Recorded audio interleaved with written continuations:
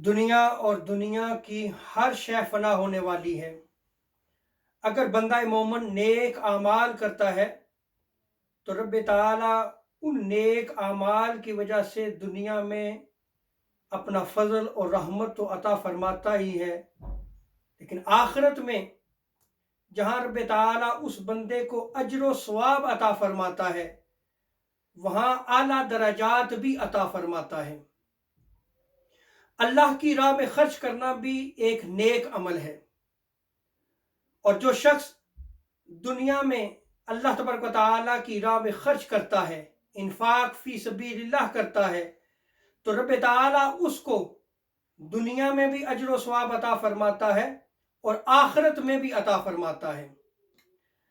रब ताला कुरान मजीद में इरशाद फरमाता है, वमा अनफक्तुम मिन शैइन फहुवा युखलिहु व खैरुर राज़िकीन। सूरह सबा वर्स 39 में अल्लाह तबारक व तआला इरशाद फरमाता है, जो तुम अल्लाह की राह में खर्च करोगे तो वो उसके बदले में और देगा।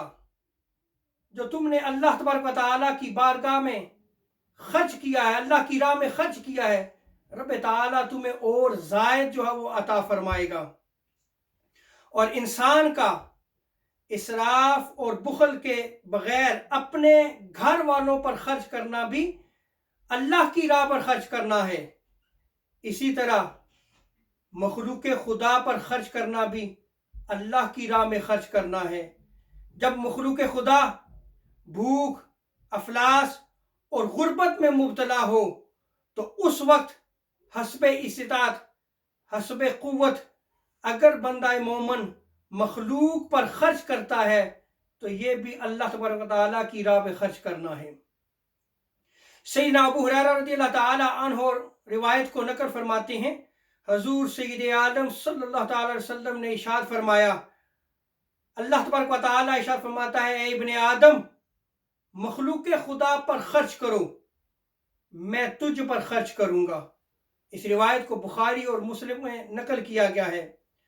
मुल्ला अली कारी इस हदीस मुबारका के तहत फरमाते हैं कि जो अल्लाह तबारक व तआला ने इरशाद फरमाया, इब्ने आदम मखलूक पर खर्च करो, मैं तुझ पर खर्च करूंगा, इससे मुराद ये है कि तुम फना होने वाले माल को दुनिया में खर्च करो ताकि अल्लाह तबारक व तआला आला दर्जे के अहवाल जो है तुम आखिरत में जो है वो अल्लाह तबारक व तआला से पा सको।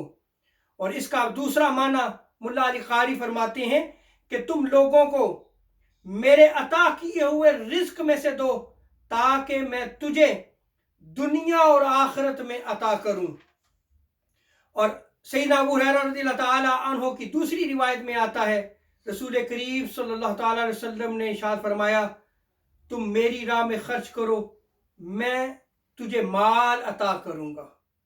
सो देखें, अल्लाह तबारक व तआला की राह पे खर्च करना कितना अजीम सदका है और कितना अजीम काम है कि जो अल्लाह तबारक व तआला की राह में खर्च करता है, रब ताला उसे और अता फरमाता है।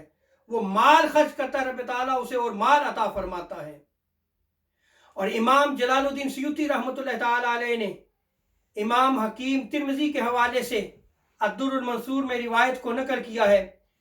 हजूर सल्लल्लाहु अलैहि वसल्लम इरशाद फरमाते हैं, रिज़्क का दरवाज़ा 7 आसमानों के ऊपर दिन रात खुला हुआ है, दिन रात खुला रहता है, कभी भी बंद नहीं होता, और अर्श के साथ उसका ताल्लुक है।